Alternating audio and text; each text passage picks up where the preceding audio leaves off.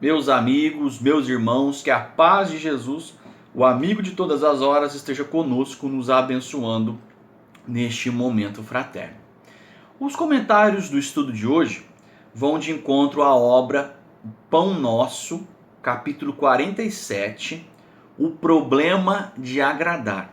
Na obra Pão Nosso, Emmanuel, pelas mãos de Francisco Cândido Xavier, comenta um trecho da carta de Paulo aos Gálatas. Se tivesse ainda agradando aos homens, não seria servo do Cristo. Paulo, carta aos Gálatas, capítulo 1, versículo 10.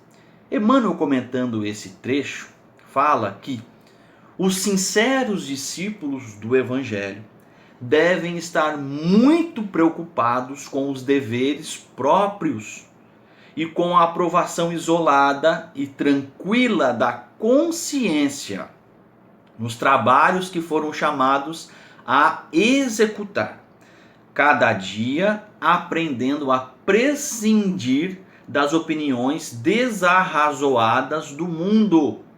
A multidão não saberá dispensar carinho e admiração senão aqueles que lhes satisfazem as exigências e caprichos. Nos conflitos que lhe assinalam a marcha, o aprendiz fiel de Jesus será um trabalhador diferente, que, em seus impulsos instintivos, ela não poderá compreender. Muita inexperiência e vigilância revelará o mensageiro da Boa Nova que manifeste inquietude com relação aos pareceres do mundo ao seu respeito. Quando se encontre na prosperidade material, em que o mestre lhe confere mais rigorosa mordomia, muitos vizinhos lhe perguntarão, maliciosos, pela causa dos êxitos sucessivos em que se envolve. Quando penetra o campo da pobreza e da dificuldade, o povo lhe atribui as experiências difíceis às supostas defecções ante as sublimes ideias esposadas. É indispensável trabalhar para os homens, como quem sabe que a obra integral pertence a Jesus Cristo. O mundo compreenderá o esforço do servidor sincero, mas, em outra oportunidade, quando lhe permita a ascensão evolutiva. Em muitas ocasiões, os pareceres populares equivalem à gritaria das assembleias infantis, que não toleram os educadores mais altamente inspirados nas linhas de ordem e elevação, trabalho e aproveitamento. Que o sincero trabalhador do Cristo, portanto, saiba operar sem a preocupação com os juízos errôneos das criaturas. Jesus o conhece e isto basta. Ante essa grandiosa mensagem de Emmanuel, e o benfeitor traz ali exemplos preciosos sobre a riqueza e a pobreza, e os comentários infelizes que o povo irá fazer ante as nossas vidas. E naturalmente podemos citar muitos outros exemplos. O trabalho. Se trabalhamos muito, as pessoas vão dizer que não vivemos. Se trabalhamos o necessário, o comum, 8, 9 horas diárias, vão dizer que não vamos ter nada na vida. Se não trabalhamos por algum motivo, somos chamados de vagabundo.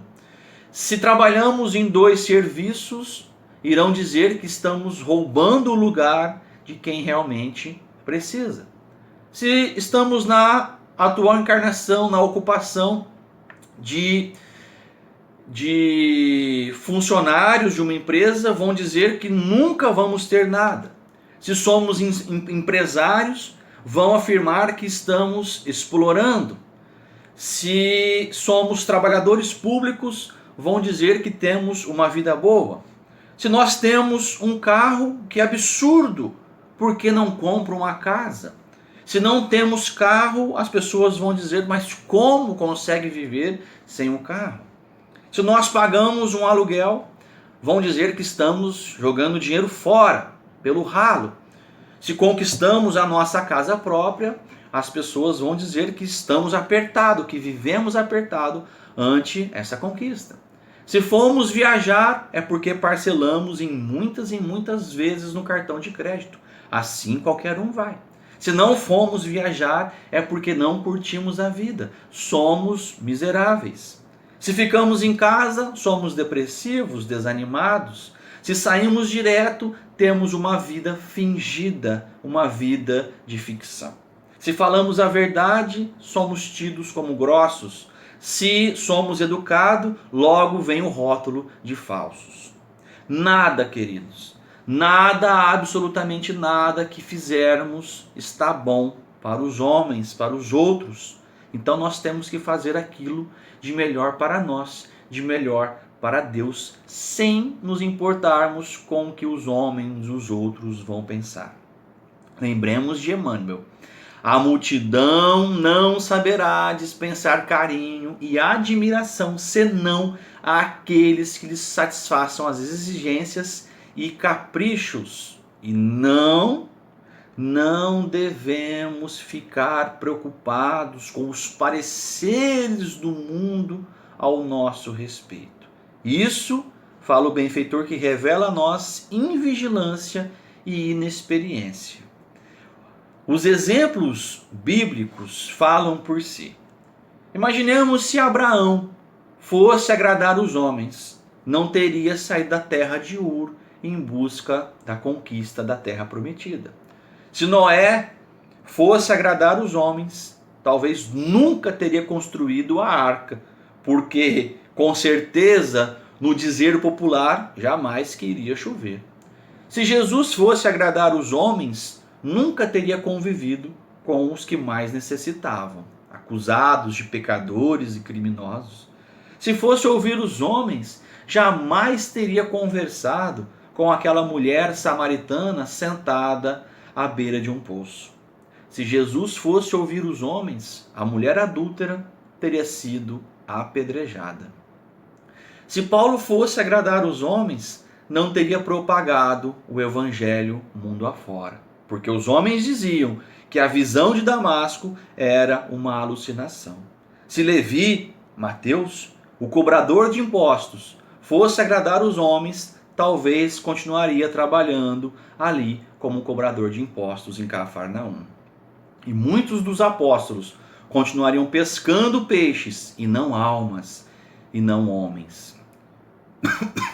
Se fosse agradar os homens, Zaqueu jamais teria subido naquele sicômoro, na figueira, muito menos teria convidado Jesus a pernoitar na sua residência.